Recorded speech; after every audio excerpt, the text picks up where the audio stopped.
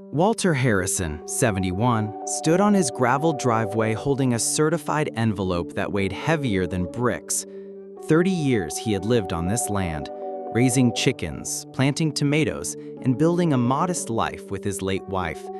Now the HOA claimed he owed $250,000 in fines for fences and sheds that had stood since the Carter administration. His chest burned as Sophia Blackstone marched across the yard in designer heels, clipboard flashing like a weapon. Two board members flanked her like soldiers. "Mr. Harrison," she said coldly, pointing at his fence, "you're trespassing on community land. These structures must be removed within 30 days. Walter slammed his weathered deed on the hood of her luxury SUV. "This land was my father's before you ever drew breath," he growled, "and no pampered HOA queen is taking it from me." Neighbors drifted toward the shouting, drawn by the storm brewing in Walter's yard. Nathan Cross sneered, gesturing at Walter's tool shed. "That eyesore devalues all of our homes." Elena Foster folded her manicured arms, accusing his chicken coop of being a disease hazard. Sophia, lips curled in disdain, spoke louder so everyone heard. "You're a squatter on our green space." Walter's voice shook, not from fear, but fury. "Green space? That garden has fed my family for decades." Betty Harris, his neighbor of 25 years, hurried across the street, hands trembling. "I remember when Walter built that fence. It's been in the same place all this time."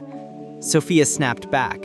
"You're both confused. The modern surveys prove otherwise." Walter leaned closer, fingers stabbing in the air. "Lady, surveys don't erase history, and you just picked the wrong old man to lie to." That night, Walter sat in his dimly lit kitchen. The violation notice spread across the table like poison. He wasn't just any retiree. For 45 years, he had worked as a professional land surveyor, reading maps and boundaries with a precision most lawyers couldn't imagine. His instincts screamed something wasn't right. Grabbing his old metal detector, GPS unit, and dusty equipment case, he trudged out beneath the stars. His hands shook as he found the first buried iron stake beneath Sophia's manicured hedges, exactly where his father had marked it 50 years ago. His fence line wasn't wrong, it was too short. "You greedy fools," Walter muttered, breath fogging in the cold. "You built half your palaces on my land." The anger that surged in his chest felt bigger than rage. It was the certainty of a man who knew the ground itself backed him. By morning, Walter had called the only man he trusted with something this big, Jake Miller, 55, an independent surveyor with 2 decades of spotless reputation. When Jake arrived with his laser equipment and calm, deliberate manner, Sophia was already watching from her balcony, cell phone glued to her ear. She descended in her stilettos, smirking. "What's this, Walter? Playing surveyor with your little friend?" Jake glanced up, unflinching. "Licensed professional, ma'am. 20 years of state certification." Sophia's smirk faltered, but she snapped. "No amount of gadgets will undo community boundaries." Walter's eyes narrowed, voice like gravel. "Truth doesn't care about your community boundaries." Jake placed a GPS base station into the soil with careful hands. "If he's right," Jake said quietly, "this isn't a fine, it's fraud." Walter nodded, feeling a fire he hadn't felt since his wife's passing. "Then let's show them." The second afternoon, Walter and Jake worked slowly across the yard. GPS readings lit up Jake's monitor, matching Walter's original deed line for line. Then, under the hedge bordering Sophia's tennis court, Jake struck something solid. They dug carefully until rusted iron gleamed in the dirt, an original survey stake, untouched since the 1970s. Sophia's pool deck towered just feet away. "This is impossible," Jake whispered, astonishment breaking through his professionalism. "Her pool isn't near your line, it's on your land." Walter straightened, heart pounding. The truth was now in the open air, not just on fading papers. Sophia stormed over, phone still in hand. "You're trespassing with that equipment." Walter met his eyes, unflinching. "No. For the first time in years, I'm standing on what's mine, and soon, the whole world will know it too." Jake's laser scanner painted red lines across Sophia's driveway, the beams cutting through the morning haze like truth made visible. The numbers didn't lie. Her infinity pool and half her tennis court sat squarely on Walter's land. Sophia's husband, Richard, stormed out in his golf attire, face crimson. "You can't just steal our property with gadgets," he shouted, jobbing a finger at Jake's monitor.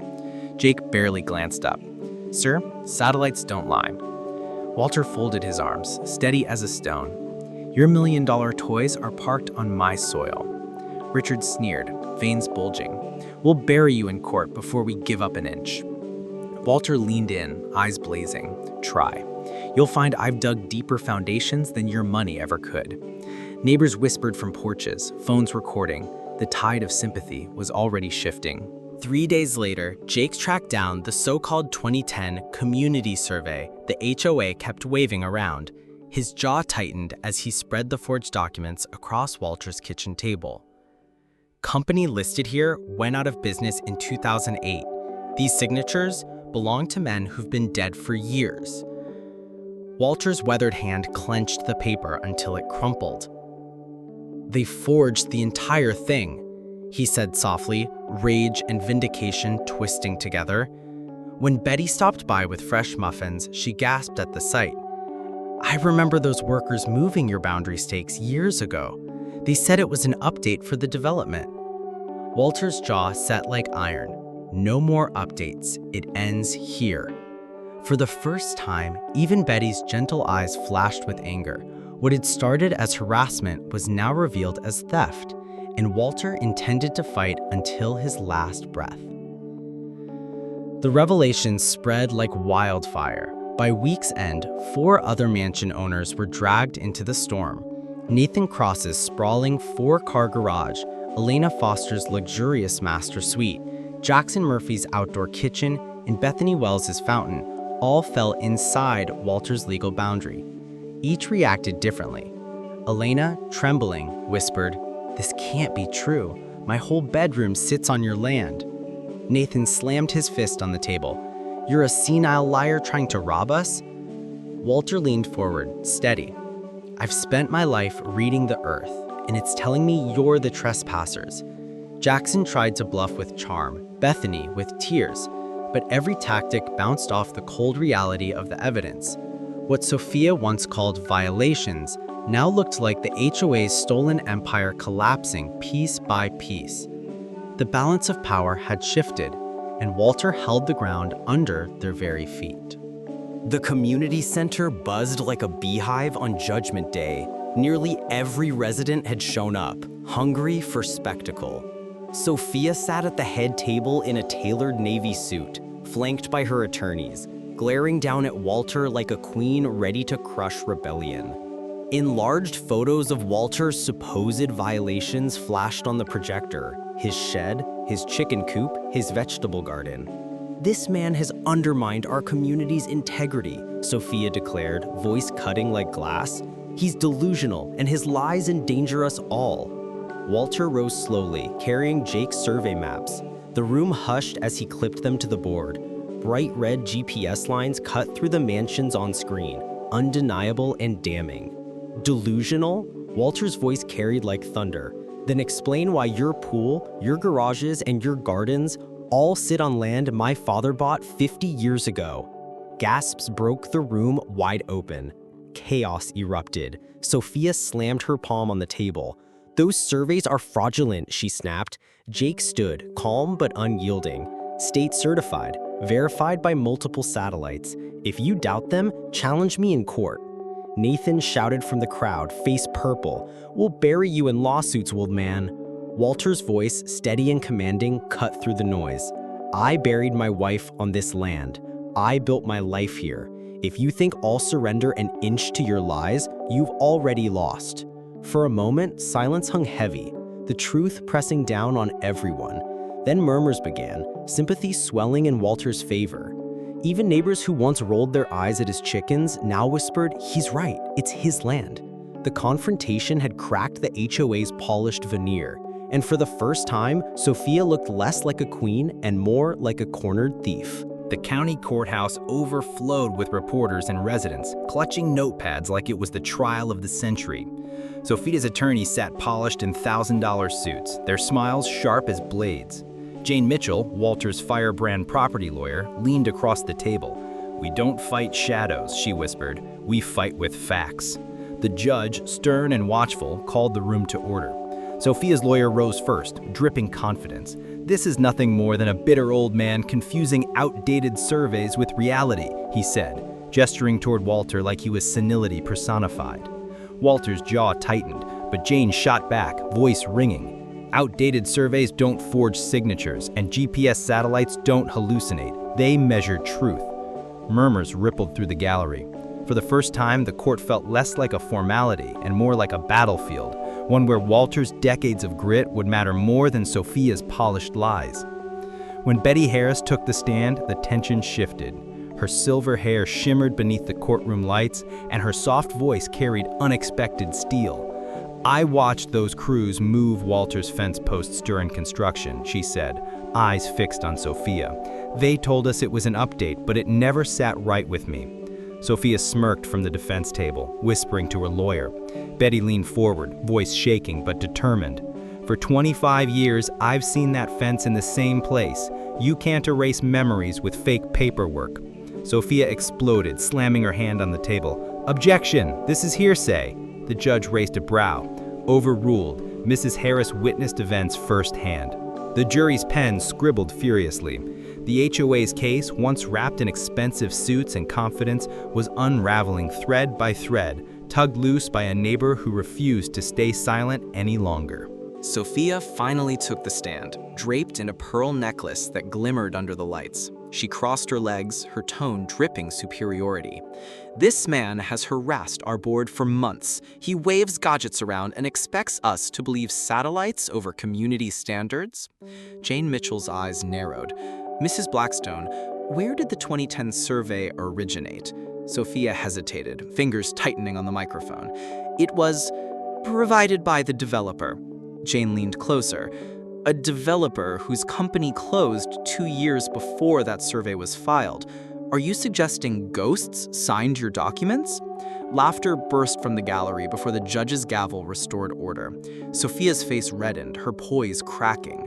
Walter watched, arms folded, as the mighty queen bee stumbled on her own lies. For years, she'd ruled with intimidation, but in that courtroom, arrogance looked a lot like guilt. At last, Walter stood, weathered hands gripping the railing like he was holding up the weight of his father's legacy. "I'm not here to ruin neighbors," he said, voice rough but steady. "I'm here because my father's land, the same land I raised my family on, was stolen by paper tricks and greed." He glanced at Sophia, eyes unflinching.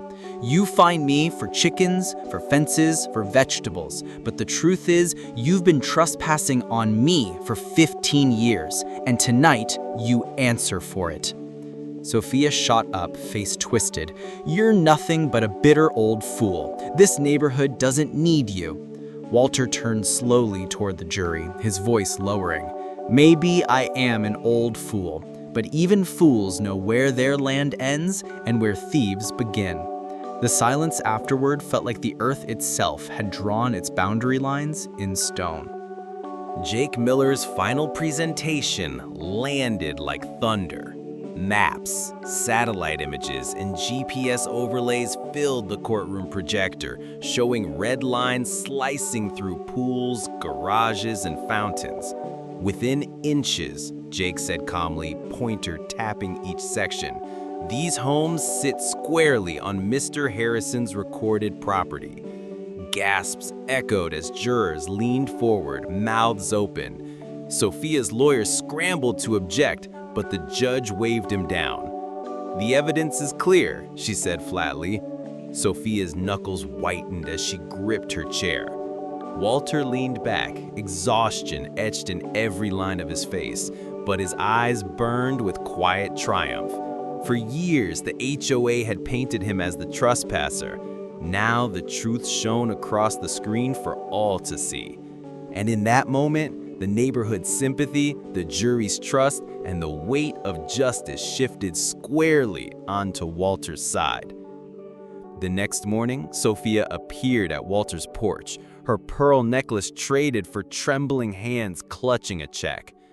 $2 million, she said, voice sharp but desperate. Sign over the disputed land and this nightmare ends for everyone. Walter stared at the check, then at the mansion rising beyond his fence. He shook his head slowly. You don't buy forgiveness. Not here, not now. Sophia's voice cracked. Do you know what happens if I lose? My family loses everything. Walter's eyes hardened. Then maybe you shouldn't have stolen in the first place. The words cut deeper than the number on her check. For the first time, Sophia looked less like a queen and more like a frightened woman standing on the ruins of her own arrogance. The courtroom was suffocating with tension as Jane Mitchell rose for closing arguments. She spread Jake's survey maps across the table like a general laying out battle plans. This isn't about old fences or roosters. It's about whether truth matters more than power. Whether recorded deeds mean something, or if lies written on forged paper can rewrite history. Sophia's attorney fired back. This case is about a bitter man trying to steal homes from honest families. Walter rose suddenly, eyes blazing. Steal? I've lived here 50 years. You're standing on my soil and calling me the thief. His shout echoed off the walls. The jury leaned forward, the room vibrating with raw confrontation. The HOA board's polished facade cracked wide open, and their arrogance bled into panic. 2 days later, the jury filed back in, faces grave. The foreman cleared his throat. We, the jury, find in favor of Walter Harrison. Property ownership confirmed by deed and GPS evidence. Damages awarded for 15 years of unauthorized use. The courtroom erupted. Sophia slumped into her chair as her empire collapsed in front of cameras and flashing pens. Walter closed his eyes, whispering to himself, Dad, we did it. Sophia turned, mascara streaked, voice breaking. You ruined us, old man! Walter met his gaze, steady as stone. No, you ruined yourself the moment you thought lies could outlast truth. The gavel struck, sealing the verdict and the fate of $5 million dreams that had been built on stolen ground. In the weeks that followed, the neighborhood split like a cracked mirror. Some residents stopped waving at Sophia entirely, their smiles gone cold.